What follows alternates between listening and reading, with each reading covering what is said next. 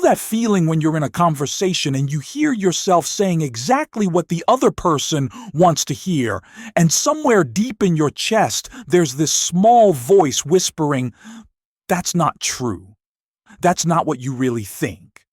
But you keep talking anyway, keep smiling, keep performing. That moment right there, that split-second choice to abandon yourself for acceptance, that's where everything starts to unravel. And the worst part isn't that you did it once. The worst part is you've done it so many times you don't even notice anymore. The performance has become your personality. Drop a comment and let me know where you're watching from and if this feeling is familiar to you, because what I'm about to share might be the most important thing you hear this year. And if something in this resonates, if you feel that recognition in your body, hit that like button and subscribe.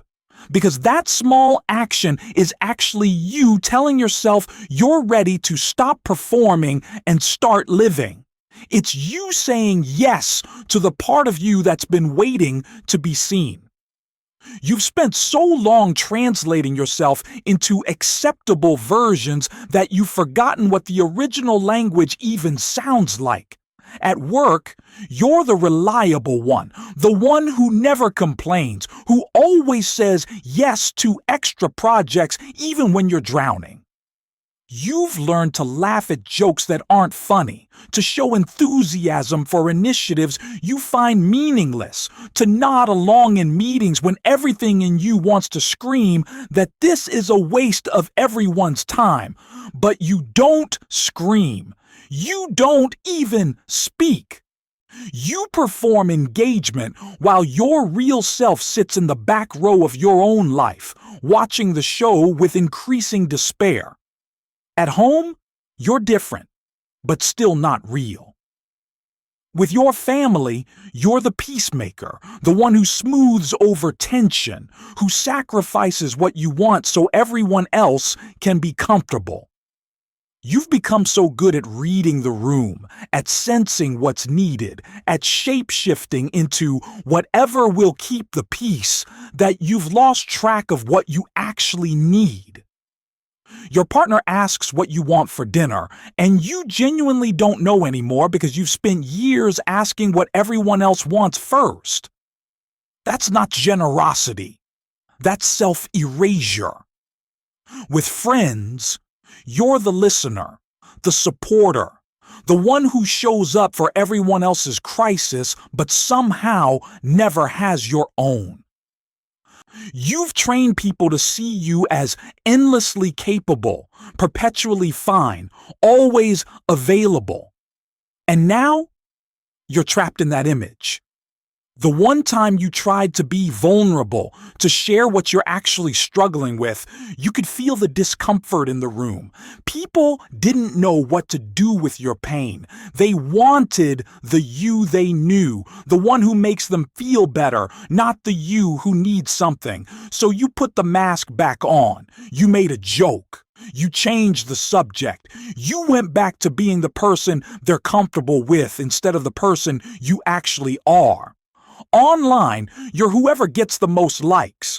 You've curated a version of your life that looks intentional, joyful, put together.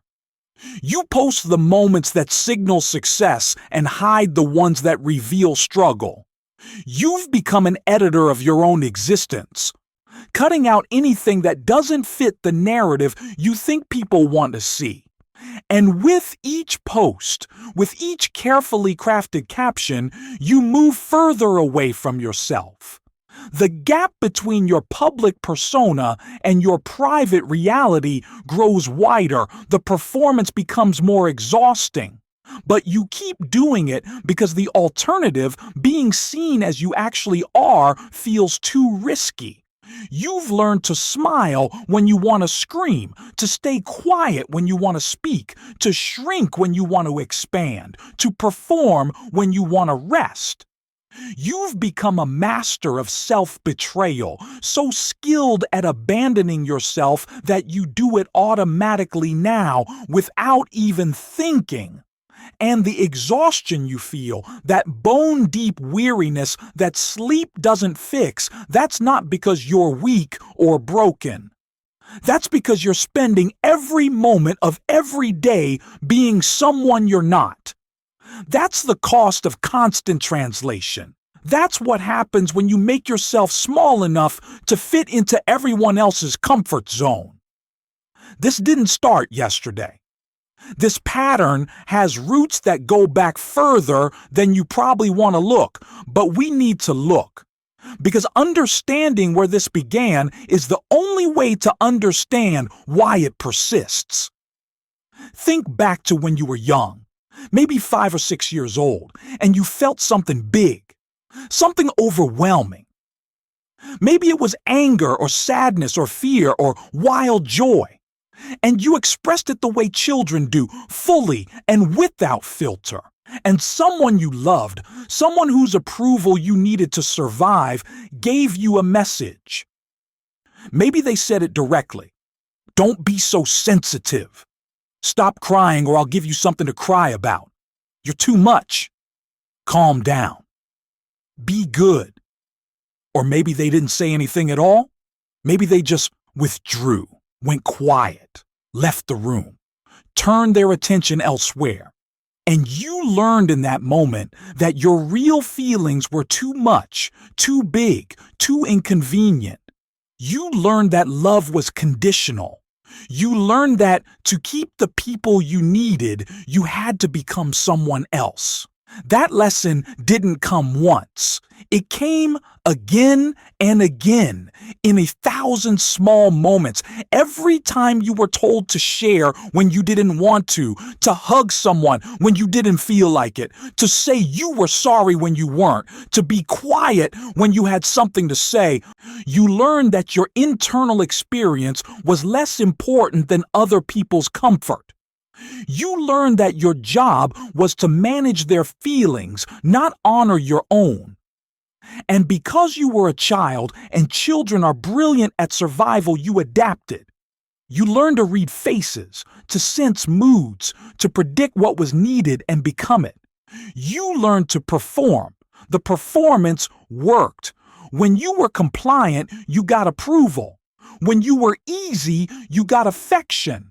When you made yourself small and sweet and manageable, you got to stay in the circle of love.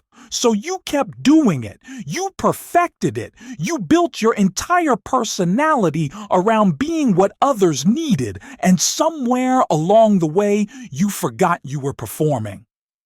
The mask became your face. The role became your identity.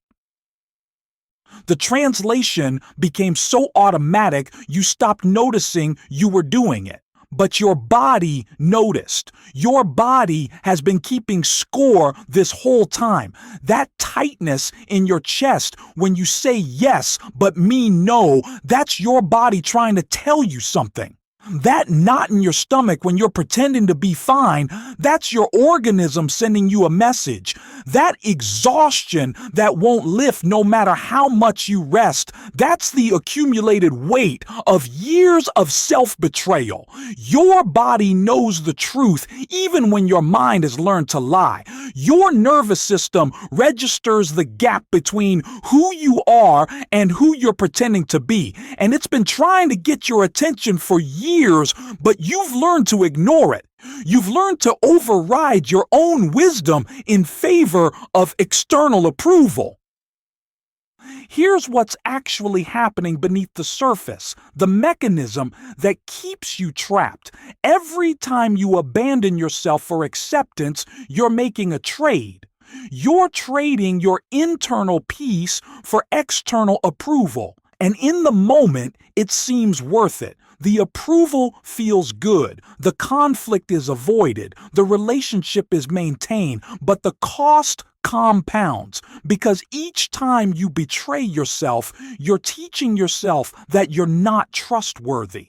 You're demonstrating to yourself that your feelings don't matter, that your needs aren't important, that your truth isn't worth defending. And over time, over years and decades of these small betrayals, you develop a deep distrust of yourself. You stop knowing what you want because you've spent so long asking what everyone else wants.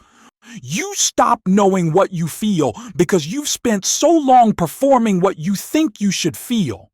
You stop knowing who you are because you've spent so long being who everyone else needs. And this isn't just psychological, this is physiological.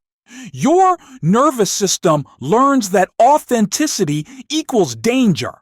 Your body learns that being real leads to rejection, so it keeps you safe by keeping you small, by keeping you performing, by keeping you in the exhausting but familiar pattern of self-abandonment.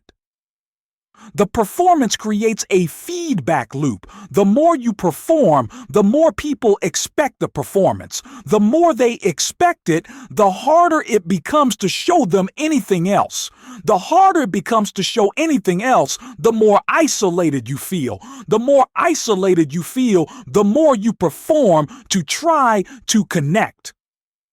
But you can't connect through performance. You can only connect through truth. And truth requires you to risk the very thing you've been trying to avoid your whole life: rejection. So you stay stuck. You keep performing. You keep translating yourself into acceptable versions. You keep abandoning yourself for approval, and the cost keeps mounting. The exhaustion deepens. The disconnection grows. The sense that you're living someone else's life becomes undeniable. And still, you keep going because actually stopping and being real feels impossible. It feels like death.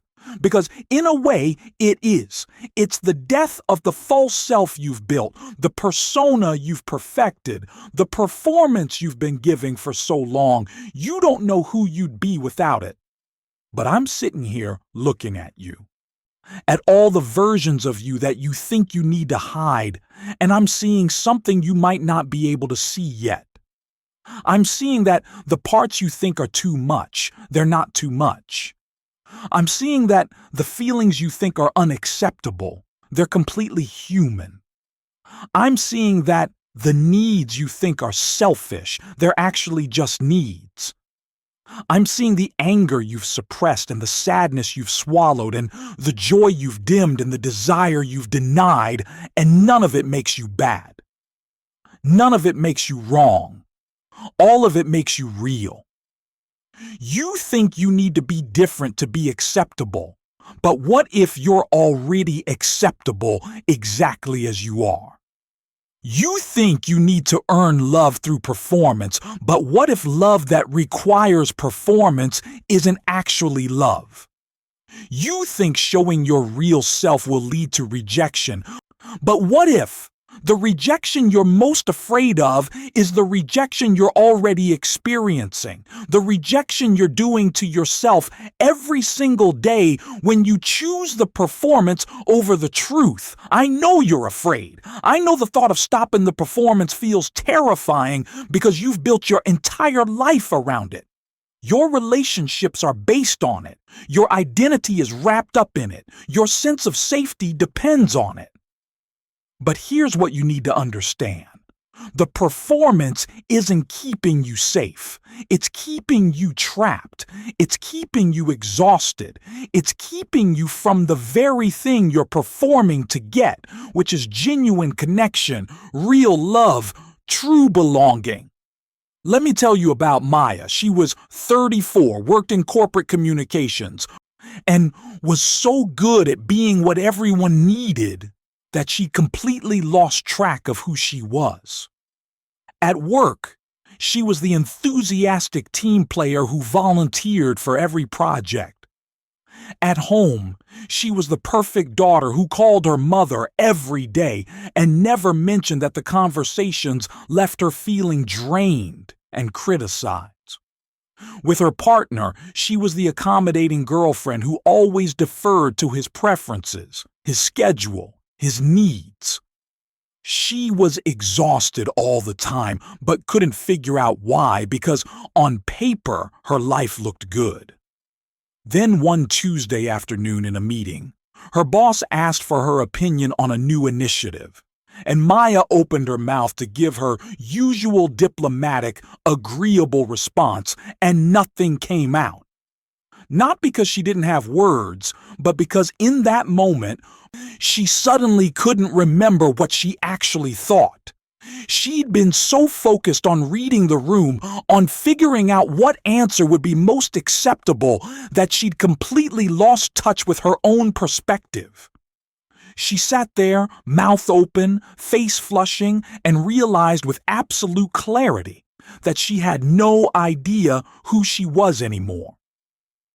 That night she went home and looked at herself in the mirror, really looked, and asked out loud, "Who are you?" And the face looking back at her was a stranger. She saw the smile lines from years of fake enthusiasm. She saw the tension in her jaw from biting back her real thoughts. She saw the exhaustion in her eyes from constant performance, and something in her broke open. Not in a destructive way, but in a necessary way, like a shell cracking to let something new emerge. She started small. The next day, when her mother called and asked why she hadn't returned her call from the day before, instead of apologizing and making excuses, Maya said, "I needed some space." Just that. 4 words. And her mother was shocked. There was silence on the line. Then her mother said, "Well, I don't know what's gotten into you," and hung up. And Maya sat there holding the phone, and instead of the panic she expected, instead of the guilt and the urge to call back and apologize and smooth it over, she felt something else. She felt relief. She felt like she could breathe. That weekend, her partner wanted to go to his friend's party, something Maya would normally agree to, even though she found his friends exhausting and the parties boring. "This time," she said, "I don't want to go. You should go without me." And he looked at her like she'd spoken a foreign language. "But you always go," he said. And Maya said, "I know, but I don't actually enjoy it, and I don't want to go anymore." And he got angry. He accused her of being selfish, of not caring about what's important to him, of changing. And he was right about that last part. She was changing. She was stopping the performance, and he didn't like it because the performance had been working for him. The next few months were hard for Maya. Her mother stopped calling as often, punishing her for the boundary. Her partner became increasingly critical, trying to pressure her back into compliance. Some of her friends drifted away when she stopped being the one who always listened and never needed anything. She felt lonely. She questioned herself constantly. She wondered if she was being selfish, if she was ruining her life, if she should just go back to how things were. But something had shifted in her that couldn't shift back. She'd tasted authenticity, and she couldn't go back to the performance. She'd felt what it was like to honor her own truth, and she couldn't return to constant self-betrayal, so she kept going. She kept saying no when she meant no. She kept speaking her actual thoughts instead of diplomatic translations. She kept choosing herself even when it meant disappointing others. And slowly, gradually, her life began to rearrange itself around her truth. Her mother eventually called and said, "I don't understand what's happening with you, but I miss you." And they had a conversation, a real one, where Maya explained that she loved her mother but needed their relationship to be different. Her partner ended the relationship, and though it hurt, Maya knew it was right because he wanted the performance, not her. The friends who drifted away weren't really her friends. They were friends of the persona. New people started appearing, people who were drawn to her authenticity, who wanted to know the real her. A year later, Maya looked different. Not physically, though there was something lighter in her face, something more alive in her eyes. But energetically, she was transformed. She moved through the world with a groundedness that came from internal alignment. She spoke with a clarity that came from saying what she actually meant. She had less, but it was real. Fewer friends, but genuine ones. A smaller life, but one that was actually hers. And the exhaustion that had plagued her for years, that bone-deep weariness, it was gone. Because she wasn't spending all her energy on translation anymore. She wasn't performing. She was just being. Now, you might be thinking that Maya's story is different from yours. Maybe you're thinking your situation is more complicated, your relationships more entangled, your performance more necessary. And maybe you're right that the details are different, but the mechanism is the same. The cost is the same. The choice is the same. You can keep performing and stay exhausted, or you can start being real and risk everything.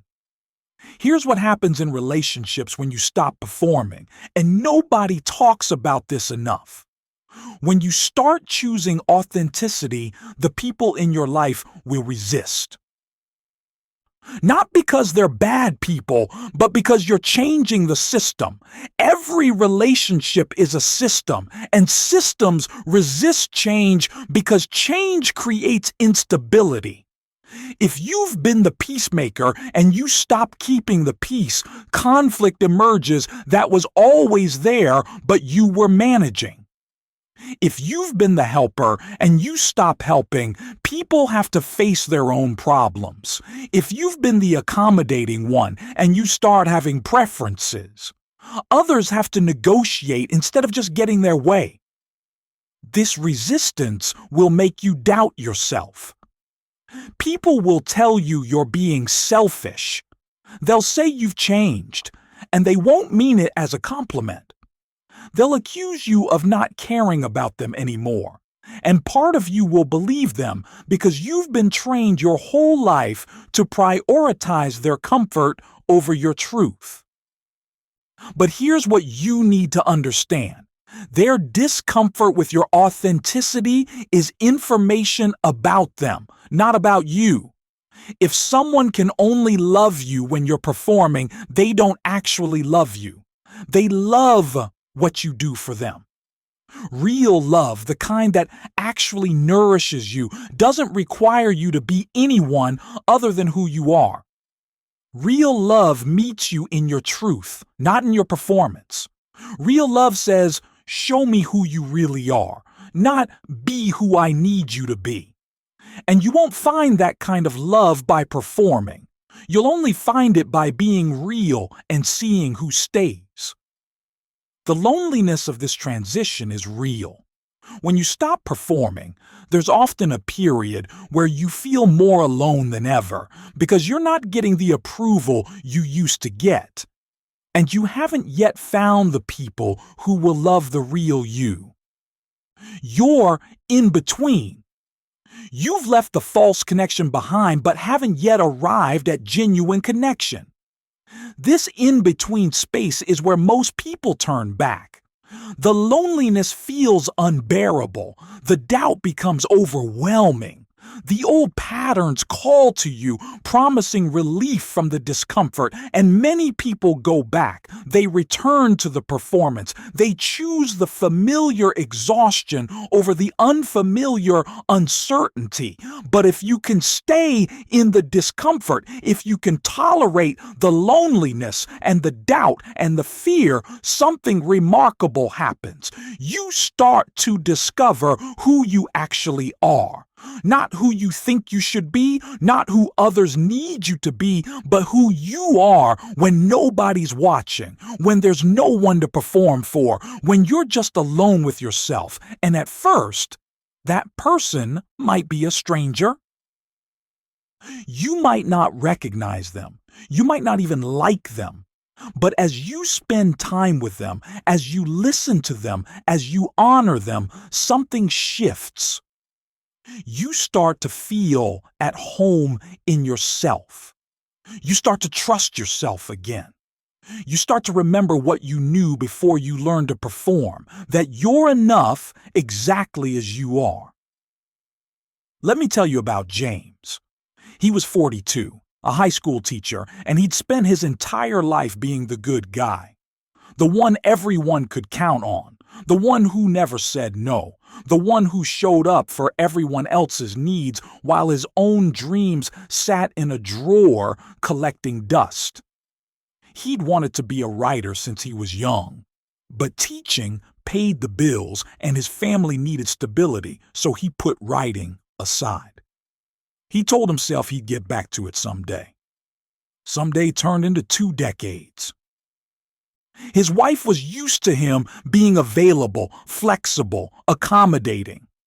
His kids were used to him being the fun dad who always said yes. His colleagues were used to him taking on extra duties without complaint.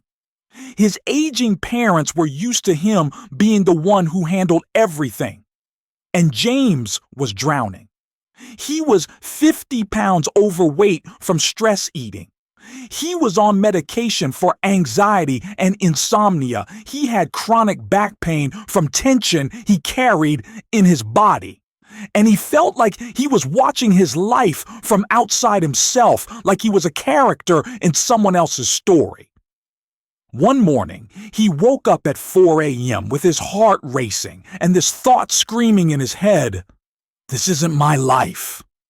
He got out of bed, went to his office, and pulled out the novel he'd started 20 years ago.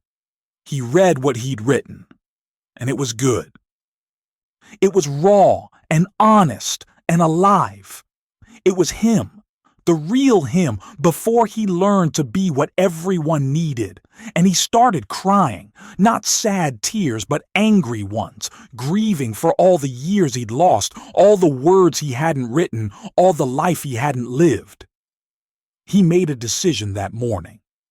He was going to finish the novel, which meant he was going to have to start saying no to other things. He told his wife he needed 2 hours every morning before work to write, which meant she'd have to handle the morning routine with the kids. She was not happy. She said he was being selfish, that the family needed him. And James, for the first time in their marriage, said, "I need me too." He told his department head he wouldn't be coaching the debate team next year. He told his parents he could only visit once a month instead of every week. He told his kids he wasn't available for every request, that they needed to solve some problems themselves, and everyone was upset. Everyone told him he was changing, and not in a good way. Everyone made him feel guilty. And James felt all of that guilt, let it wash over him, and kept writing anyway. The first draft took him a year of waking up at 4 a.m., a year of disappointing people, a year of sitting with guilt and doubt and the constant urge to go back to being who he'd always been. But he kept going, because every morning when he sat down to write, he felt alive in a way he hadn't felt in decades. He felt like himself. And that feeling was worth more than everyone's approval. When he finished the novel, he didn't know if it was any good. He didn't know if anyone would want to publish it, but that wasn't the point. The point was, he'd done it. He'd chosen himself. He'd honored the part of him that had been waiting patiently for 20 years. He'd stopped performing and started living, and that choice changed everything. His relationship with his wife went through a crisis. She didn't like the new James, the one who had needs and boundaries and wasn't endlessly available. They went to therapy. They almost divorced. But slowly, she began to see that the old James, the one she thought she preferred, had been dying inside. And she had a choice. She could insist on the performance and lose him to exhaustion and resentment, or she could meet the real him and build something more honest. She chose the latter. Their relationship now is harder but realer. They fight more, but they're actually present with each other. It's not comfortable, but it's alive. His kids struggled with the change too. They were used to Dad being the solution to all their problems. But as James stepped back, they stepped up. They became more resourceful, more independent, more capable, and their respect for him grew because they saw him as a whole person with his own life, not just as a resource for theirs. The novel got published. It didn't become a bestseller, but it found its readers. People wrote to James saying the book had moved them, had helped them, had made them feel less alone. And James realized that his real self, the one he'd been hiding for 40 years, was more valuable than any performance could ever be. His authenticity, his truth, his willingness to stop being the good guy and start being real, that's what connected with people. That's what mattered. Now here's what James would tell you if he were sitting here. The shift isn't comfortable. It's not a smooth transition from performance to authenticity. It's messy and painful and full of doubt. You'll question yourself constantly. You'll feel selfish. You'll wonder if you're destroying your life. You'll be tempted to go back 1,000 times. But on the other side of that discomfort is something you've been searching for your whole life. The feeling of being at home in yourself. The feeling of internal alignment. The feeling that your life is actually yours. The shift starts in your body, not your mind. Your mind has been trained to perform, to prioritize external approval, to translate yourself into acceptable versions. Your mind is not going to lead you back to yourself, but your body knows the truth. Your body registers the gap between who you are and who you're pretending to be. Your body carries the cost of constant self-betrayal, and your body is trying to guide you home. Start paying attention to what your body tells you. That tightness in your chest when you say yes, but mean no, that's information. That knot in your stomach when you're pretending to be fine, that's guidance. That exhaustion that won't lift. That's your organism telling you the performance is costing too much. Your body is wise. Your body knows what's true. Your body is trying to actualize, to move toward wholeness, toward health, toward authenticity. But you keep overriding it with your mind, with your conditioning, with your fear. What if you stopped overriding? What if you started listening? What if the next time someone asks you to do something and your body contracts, you honored that contraction instead of pushing through it? What if the next time you're about to say what you think someone wants to hear and your stomach tightens, you paused and said, "What's actually true?" instead? What if you started treating your body signals as sacred information instead of inconvenient obstacles? This isn't about becoming selfish. This isn't about ignoring others' needs or being reckless with relationships. This is about ending the self-abandonment that's been killing you slowly for years. This is about recognizing that you can't actually love others from a place of self-betrayal. You can perform love. You can act loving. But genuine love, the kind that nourishes everyone involved, can only come from a place of internal integrity. When you're aligned with yourself, when you're honoring your own truth, when you're not abandoning yourself for approval, then what you give to others is real. It's sustainable. It's not the exhausted dregs of a depleted person trying to earn their right to exist. You think choosing yourself means hurting others. But what if the opposite is true? What if your self-betrayal is actually what's hurting your relationships? What if people can feel the inauthenticity even if they can't name it? What if your performance is creating exactly the disconnection you're trying to avoid? What if the thing you're most afraid of, being rejected for who you really are, is less painful than the slow death of performing forever? The fully functioning person, the person who stopped performing and started being, doesn't have it all figured out. They're not perfect. They're not always comfortable, but they're present. They're responsive instead of reactive. They're open instead of defended. They trust their own experience instead of constantly looking outside themselves for validation. They're comfortable with ambiguity, with not knowing, with the ongoing process of becoming.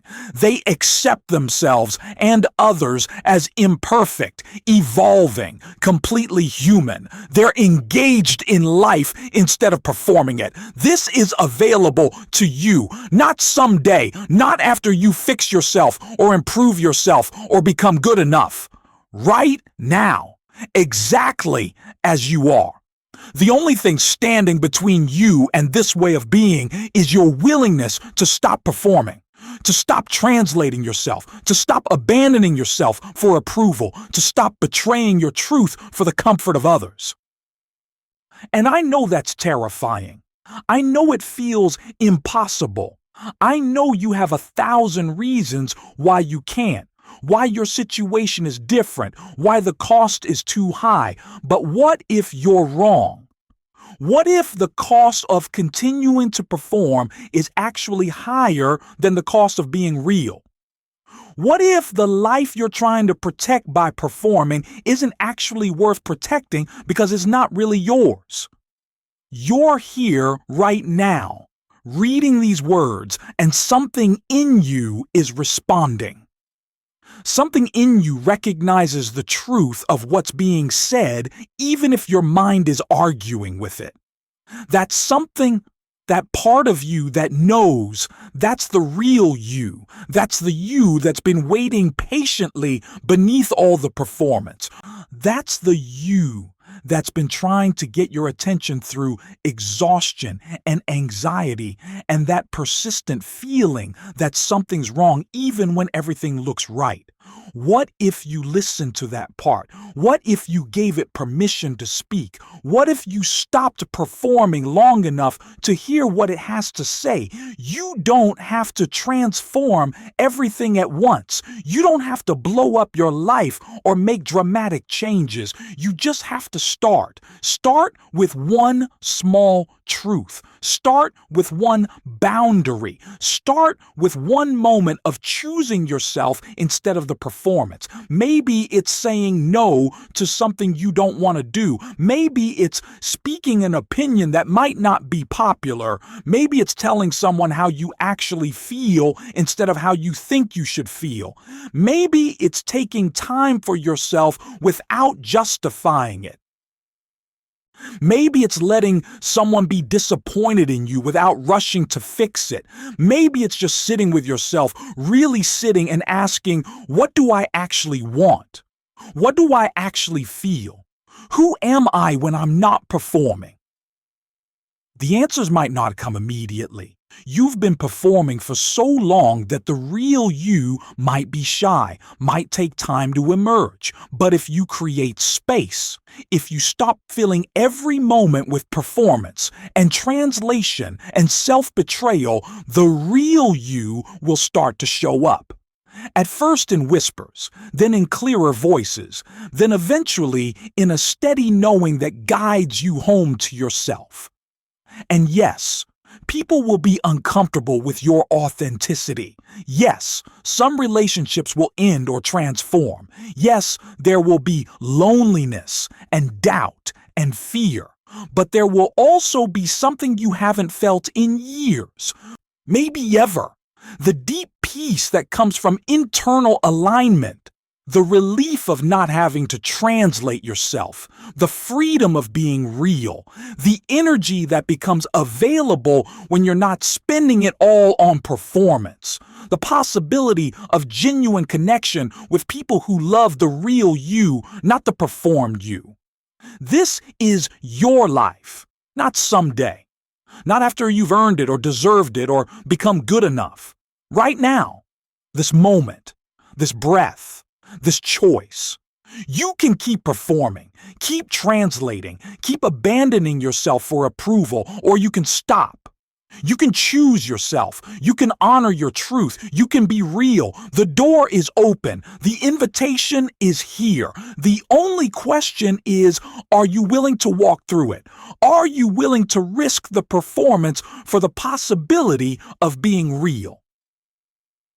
Are you willing to disappoint others for the sake of meeting yourself? Are you willing to trade exhaustion for authenticity, approval for integrity, performance for presence? You don't need to have it all figured out. You don't need to know exactly how it will unfold. You just need to take the first step, just one. The step of saying yes to yourself, the step of honoring what's true, the step of stopping the betrayal and starting the homecoming. Everything else will follow, not perfectly, not comfortably, but truly. And true is what you've been searching for all along.